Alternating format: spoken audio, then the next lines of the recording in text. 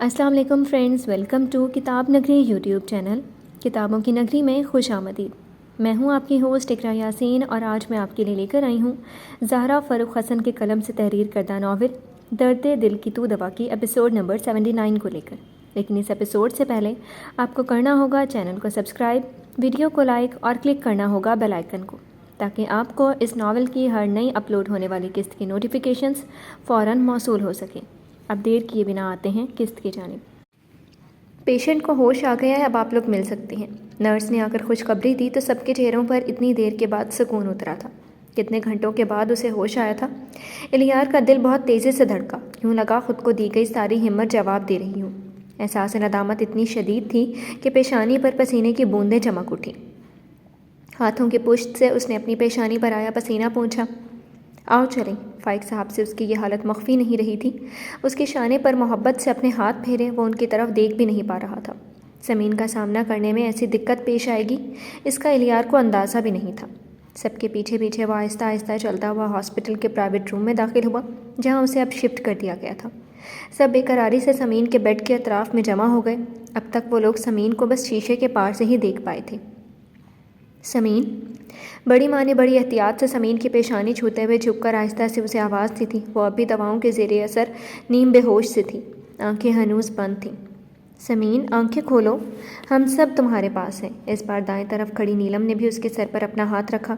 نیلم کی آواز سن کر سمین کے اعصاب جاگنا شروع ہوئے تھے۔ بہت آہستہ آہستہ اس نے اپنی آنکھیں کھولیں۔ آنکھیں سوجی ہونے کی وجہ سے اسے آنکھوں کو پورا کھولنے میں مشکل ہو رہی تھی۔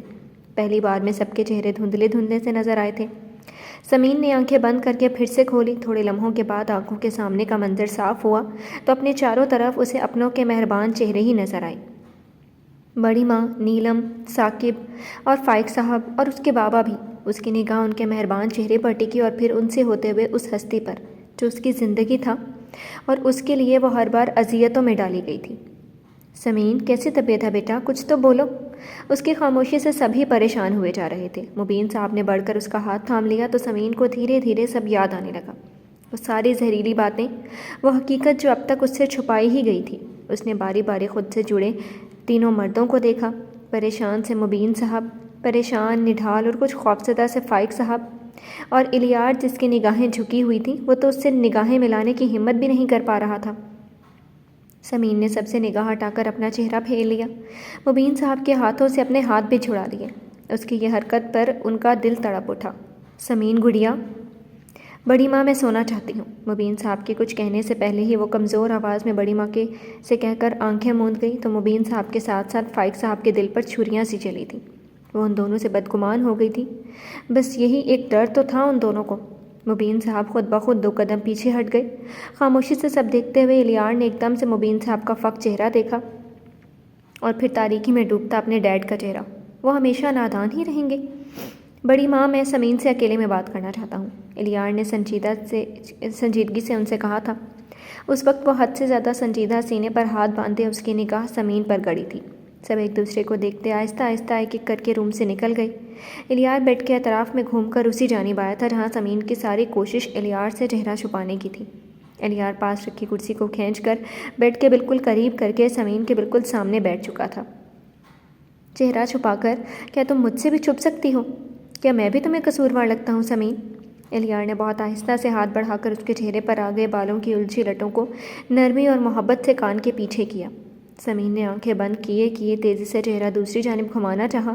الیار نے اسی وقت اس کا چہرہ اپنی ہتھیلیوں میں تھام لیا۔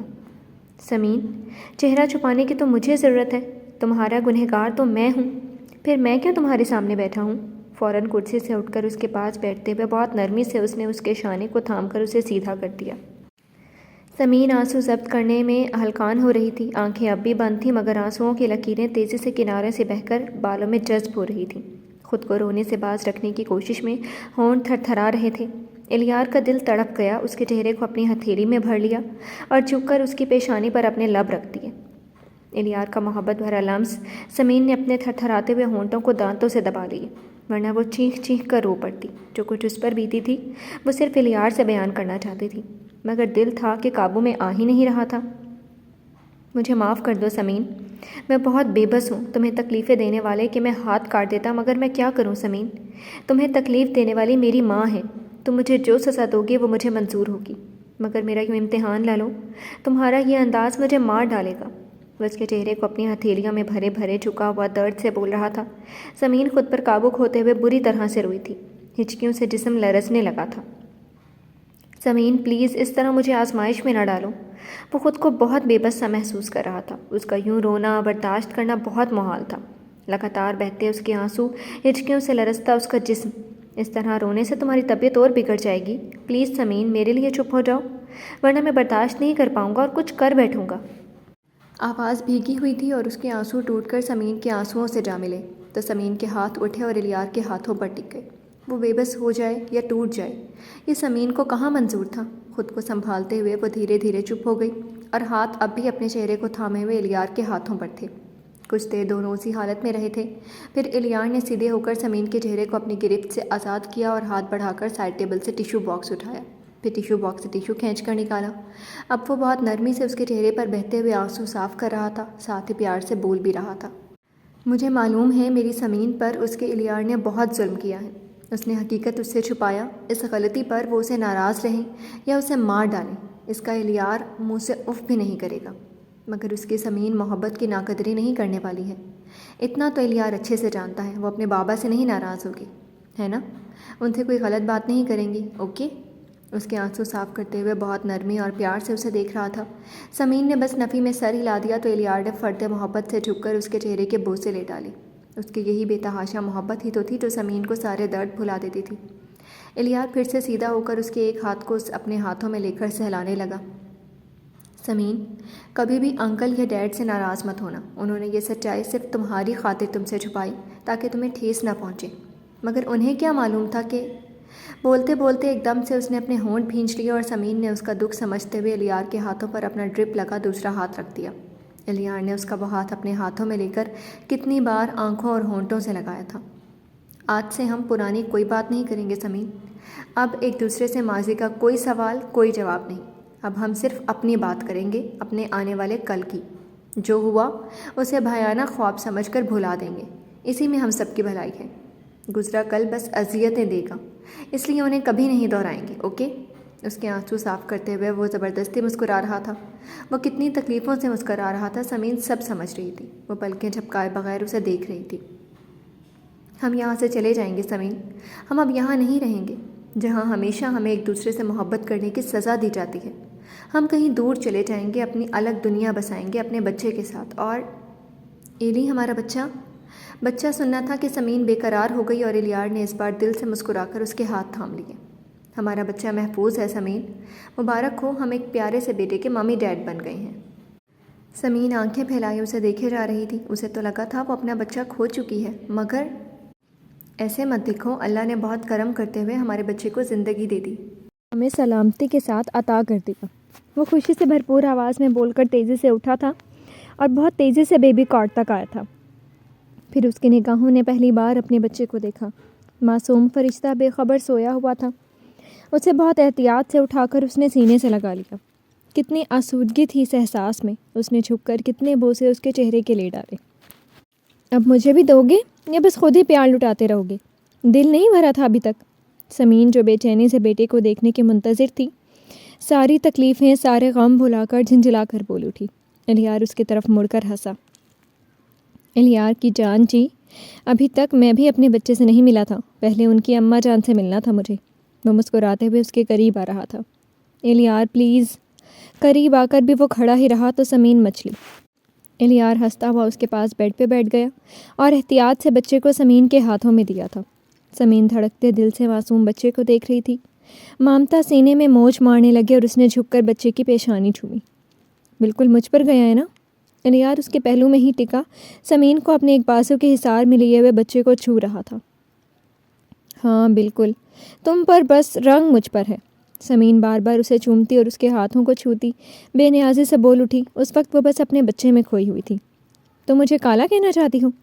الیار نے اس کی ٹھوڑی پکڑ کر اپنی طرف گھمایا تو سمین کو اب سمجھ میں آیا کہ کیا بولتی ہے۔ شاید۔ بچے کے بالوں میں نرمی سے انگلیاں پھیرتے ہوئے وہ سادگی سے بولی اور پھر سر گھما کر بچے کو چومنے لگی۔ الیار ہنس کر اس کے شانے کو چوم کر اسے دیکھنے لگا۔ وہ بہت کمزور لگ رہی تھی آنکھیں سوجی ہوئی تھیں اور چہرے پر زردی چھائی ہوئی تھی، مگر ماں بن جانے کا نور اس کے چہرے پر چھایا ہوا تھا۔ اگر یہ لڑکی اس سے چھن جاتی تو الیار کا دل تڑپ سا گیا۔ سمین، آئی ایم سوری، میں بہت شرمندہ ہوں، الیار نے اچانک اس کے شانے پر پیشانی ٹکا کر بھیگی آواز میں بولا تو سمین نے گہری سانس لے کر احتیاط سے بچے کو اپنے پہلو میں لٹا کر الیار کا سر اپنے شانے سے اٹھایا اور اس کا چہرہ چھوا۔ اس کی آنکھوں کے گوشے گیلے تھے۔ تم نے کہا نا ایلی، اب ہم ماضی کی کوئی بات نہیں کریں گے، ہے نا؟ اور مجھے واقعی اب اس اذیت کو نہیں دہرانا، بس تم میرے ساتھ ہو، مجھے اور کچھ نہیں چاہیے۔ ذرا سا گردن موڑ کر الیار کو دیکھتے ہوئے اس نے اس کے شانے پر اپنا سر ٹکا دیا۔ الیار نے اسے اپنے حصار میں لے لیا۔ ہاں بس اب ہم اور ہماری ڈھیروں محبتیں، اور کچھ نہیں۔ سمین کے سر کو چومتے ہوئے اس نے آنکھیں سکون سے بند کر لیں۔ دیکھ لیں، بڑی ماں ہمیں باہر نکال کر یہاں رومانس کی طرح کلاس شروع کی جا رہی ہے۔ وہ دونوں اسی طرح ایک دوسرے کے محبتوں میں کھوئے ہوئے تھے کہ نیلم بولتی ہوئی اندر آئی تو الیار مسکرا کر سمین کے پاس سے اٹھ کھڑا ہوا۔ سبھی اندر آ چکے تھے، کچھ بے چین، کچھ فکر مند، مبین صاحب اور فائق صاحب بھی۔ سمین دونوں ہی ایک ساتھ آگے بڑھے تھے تو الیار نے بڑھ کر اس کے پہلو سے بچے کو اٹھا لیا اور سمین ان دونوں کو ہی دیکھ کر مسکراتی۔ بابا، اس نے اپنے دونوں ہاتھ پھیلائے تو اس کے ایک ہاتھ کو مبین صاحب نے تھاما تو دوسرے کو فائق صاحب نے۔ الیار اپنے بچے کو پیار سے چھوتا، سمین کی طرف بھی دیکھ لیتا جو مبین صاحب اور فائق صاحب کے بیچ میں بیٹھی دونوں بزرگ ہستی کی محبتوں کا مرکز بنی ہوئی تھی۔ بڑی ماں نے پیار سے اس کے شانے پر ہاتھ رکھا تو الیار مسکرا کر ان سے بچے کے متعلق باتیں کرنے لگا۔ نیلم اور ثاقب نے بھی قریب آ کر بچے کو تھام لیا۔ اب روم میں چاروں طرف چہکاریں تھیں، ایک دوسرے سے باتیں کرتے ہوئے سب کے چہروں پر سکون تھا۔ انہوں نے بہت آہستگی سے گیٹ پر لگا لاک کھولا اور پھر گیٹ کھول کر اندر قدم رکھا تھا۔ دودھیا رنگ کی روشنی سے ان کے گھر کا چھوٹا سا مگر صاف ستھرا صحن جگمگا رہا تھا۔ یوں لگ رہا تھا جیسے اس گھر میں اب بھی مکین بستے ہوں، لیکن مکین تو کب کا جا چکے ہیں، مگر یہ گھر اب جس کی ملکیت میں تھا وہ اس گھر سے غافل نہیں تھا۔ وہ دھیرے دھیرے چلتے ہوئے صحن پار کر کے برآمدے میں چلے آئے۔ تھوڑی دور دیوار پر لگا سوئچ بورڈ ڈھونڈنے میں انہیں کوئی پریشانی نہیں ہوئی، کیونکہ اس گھر کے ہر کونے سے وہ واقف تھے۔ برسوں اس گھر میں انہوں نے اپنی زندگی گزاری تھی۔ سوئچ آن کرتے ہی سارا برآمدہ روشن ہو گیا۔ صحن کی طرح یہاں بھی گرد و غبار کا ایک ذرہ بھی نہیں تھا، سب کچھ ویسا ہی تھا جیسا وہ چھوڑ کے گئے تھے۔ اب ان کے قدم گھر کے اندر بڑھے، وہ دھیرے دھیرے چلتے ہر کمرے میں جا رہے تھے۔ ہر جگہ یادیں ہی بکھری ہوئی تھیں۔ گہری سانس لے کر انہوں نے اپنا بیڈ روم کھولا اور ہاتھ بڑھا کر سوئچ آن کر دیا۔ روشنی پھیل گئی اور سب کچھ منور ہو گیا۔ مبین، آپ آ گئے؟ کہاں رہ گئے تھے؟ میرا دل گھبرا رہا تھا۔ ان کے کانوں میں اپنی محبوب بیوی کی آواز گونجی، مگر وہاں صرف آواز ہی تھی، بیڈ روم اس کے وجود سے عاری تھا۔ مبین صاحب کی آنکھوں کے گوشے نم ہوئے تھے۔ آج بہت شدت سے انہیں سارا عرف نوشی یاد آئی تھی۔ وہ دھیرے دھیرے چلتے اندر آ گئے۔ سمین ابھی تک ہاسپٹل میں تھی اور اس کے اپنے اس کے پاس تھے، اس لیے آج مبین صاحب فائق سے اجازت لے کر آج زمانے بعد اپنے اس گھر میں چلے گئے جسے نوشی کے لیے خریدا تھا اور نوشی کے ہی لیے انہوں نے بیچ دیا تھا۔ مگر پہلے انہیں معلوم نہیں تھا کہ یہ گھر فائق نے خریدا ہے، اور جب وہ پتہ چلا تو وہ بس درد سے مسکرا کر رہ گئے تھے۔ فائق کی بے انتہا محبت سے وہ اچھی طرح سے واقف تھے، اور وہ یہ بھی جانتے تھے کہ نوشی کو بے انتہا محبت دینے کے باوجود بھی وہ نوشی کے دل کے اس گوشے سے کبھی بھی فائق کی چھپی محبت دور نہیں کر پائے تھے۔ یہ وہ گوشہ تھا جو ہمیشہ فائق کی محبت سے آباد رہا تھا۔ نہ وہاں زین کبھی پہنچ پایا، نہ ان کی بے لوث محبت اسے مٹا پائی۔ انہیں کوئی اعتراض بھی نہیں تھا، کیونکہ نوشی سے انہوں نے سچی اور خالص محبت کی تھی۔ خود نوشی بھی تو ان سے پیار کرنے لگی تھی۔ وہ اگر کہہ دیتے تو وہ ان کی عبادت بھی کر لیتی۔ نوشی نے ہمیشہ انہیں خوش رکھنے کی کوشش کی، اور وہ تھے بھی خوش۔ اپنی اس چھوٹی سی دنیا میں وہ تینوں بہت خوش تھے۔ چاہے ان کی زندگی میں بیچ بیچ طوفان آتا رہا تھا، مگر ان دونوں نے ایک دوسرے کا ہاتھ تھام کر ہر طوفان کا مقابلہ کیا، چاہے وہ فائق کو حقیقت پتہ چلنے کے بعد والا طوفان ہو، چاہے سمرہ کا اپنے ہر جرم کا اعتراف رہا ہو، چاہے زین کی واپسی، سمین کا الیار سے نکاح اور زین کی موت کا۔ انہوں نے نوشی کے ساتھ ہر مشکلات کا سامنا کیا، مگر کچھ مصیبت ایسی ہوتی ہے جو آپ کو ہرا دیتی ہے، اور وہ تھی نوشی کی بیماری اور اس کی موت۔ یہاں وہ دونوں ہار گئے اور نوشی نے ان کا ساتھ چھوڑ دیا۔ مبین صاحب نے ایک آہ بھر کر اپنی پلکیں صاف کیں۔ وہ دھیرے دھیرے چلتے بیڈ پر آ کر بیٹھ گئے اور پھر آہستہ آہستہ لیٹ گئے۔ آنکھیں موند کر انہوں نے جیسے محسوس کیا ان کا سر نوشی کی گود میں ہو اور وہ بہت پیار سے ان کا سر سہلا رہی تھی۔ مبین صاحب کی آنکھیں اب تیزی سے بھیگتی جا رہی تھیں۔ دل میں چھپا درد آنکھوں کے ذریعے بہنے لگا تھا۔ اس گھر میں کیا آئے، سب کچھ نئے سرے سے یاد آنے لگا تھا۔ جی تو فرینڈس، کیسی لگی آپ کو آج کے ایپیسوڈ؟ امید ہے آپ کو پسند آئی ہوگی۔ کمنٹ سیکشن میں اپنی رائے کا اظہار ضرور کیجیے گا۔ پھر حاضر ہوں گی ناول کی نئی قسط کے ساتھ۔ تب تک کے لیے شکریہ۔ اللہ حافظ۔